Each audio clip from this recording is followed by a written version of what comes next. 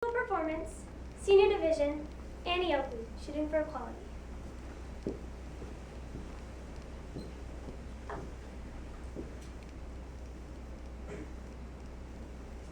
Welcome, and thank you for coming to the Garst Museum. Originally built in 1852, it pays great tribute to the Treaty of Greenville, Native American culture, and Lowell Thomas. However, we take great pride in representing Mrs. Phoebe Ann Moses. Can anyone tell me who she is? Anyone? No? Phoebe Ann Moses, or also known as Annie Oakley, helped lay the foundation for women's equality in the late 1800s, known for her quick wit and her spot-on sharpshooting skills. Annie Oakley was an incredible markswoman, legend, tomboy, and sharpshooter who performed for many years on Buffalo Bill Cody's Wild West show. Annie Oakley wasn't afraid of being part of sharpshooting, which had previously been a man's sport, encouraged many women to join the Spanish-American War, and helped others become independent by setting a transitioning path to the rights that women have today. Let's take a trip to the days of Annie Oakley in order to get a better understanding of her impact.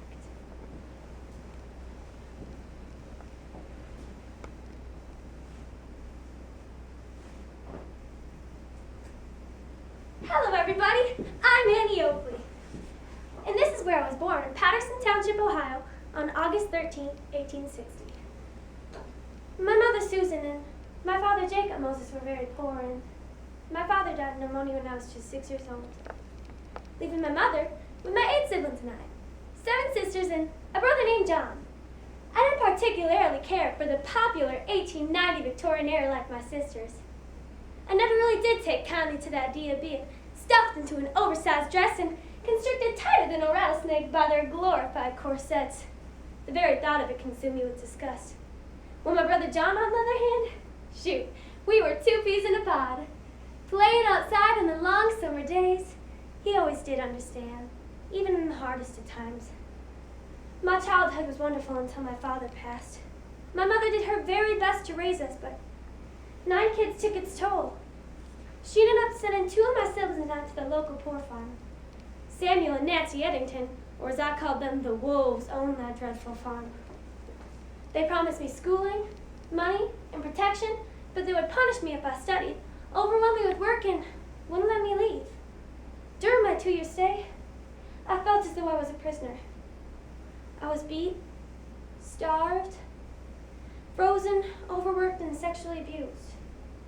By 1872, I had had enough, and I ran from the Katzenbergers to my mother's 2 closest friends, G. Anthony and Charles Leopold Katzenberger, where they treated me kindly. They offered me money if I stitched their clothes and tended to the infirmary dairy. Thanks to the Katzenbergers, by 1875, I had saved up enough money to return to my mother's, and I proposed a deal.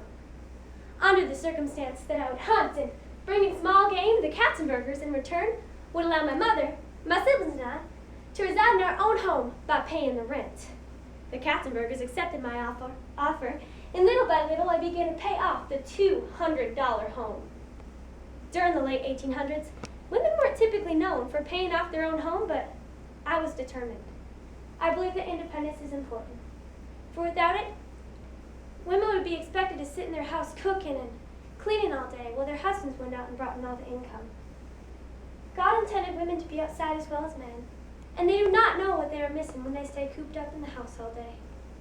A year later, the Katzenbergers told of a sharpshooting competition in Greenville, Ohio that they thought I would prevail at. My biggest opponent would be 30-year-old Irishman, Mr. Frank Butler, famously known to be the champion marksman. He foolishly placed an offer of $100 to anyone that could outshoot him in the competition, and I accepted his challenge.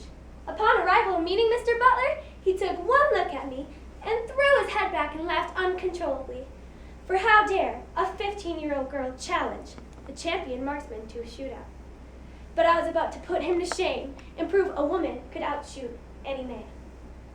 After enduring 25 rounds, Mr. Butler had missed his shot. I gave him a devilish grin and made him regret every foul-mouthed comment he had ever made about a woman not being able to handle men's sport. And with that, I pointed, aimed, and bang, shot the target point blank.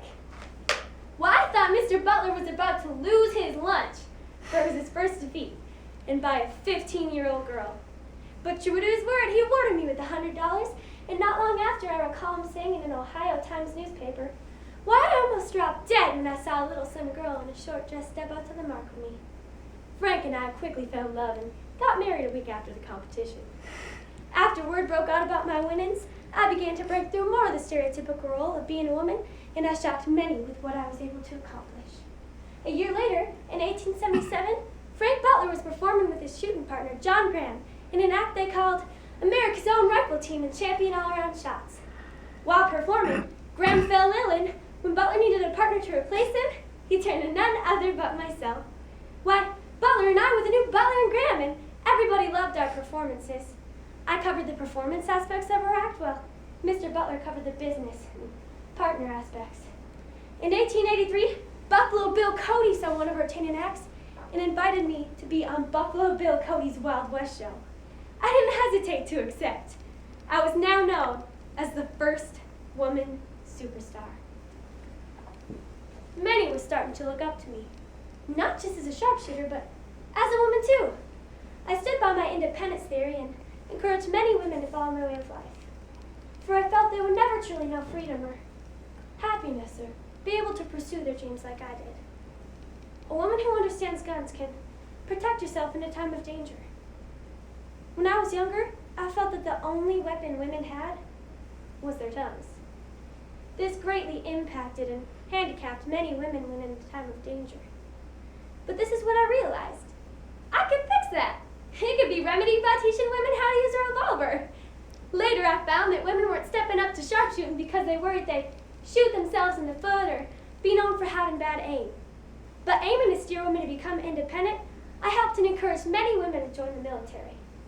I offered shooting lessons, tips, and guns, and during the course of my life, I educated over 15,000 women on how to properly defend themselves and their country. In 1901, when President McKinley sent me a letter asking me to join the Spanish-American War if we were to break out, I eagerly replied. I offer the services of 50 Lady American sharpshooters who provide their own arms and ammunition to the government should war break out with Spain. He declined my offer, and not long after, another request was sent to me by President Woodrow Wilson when the United States broke out into war with the Central Powers.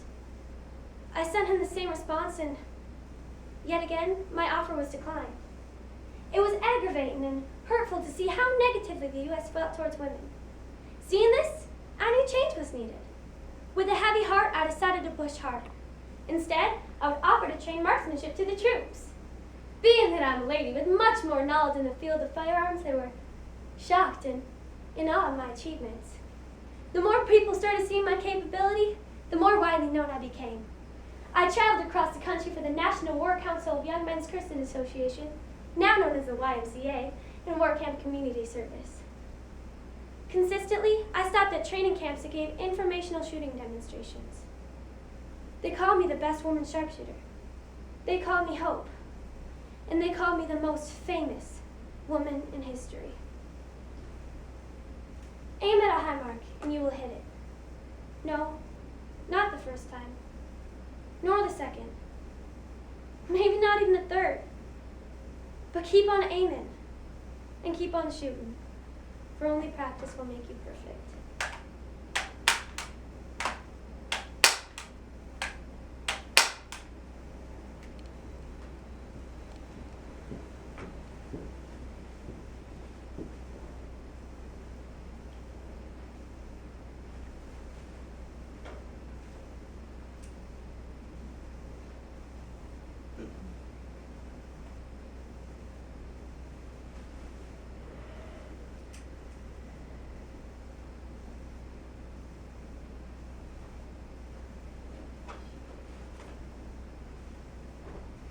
Oakley, as you can see, was an intriguing woman. She shot to stardom and she never missed. Annie has directed many today and has left her impact in extraordinary ways. Because of Annie Oakley, today, women can compete in shooting sports without being questioned, stand up for their beliefs and what they love, and look up and see Annie's courageousness through unfortunate events in a man's world. Any questions?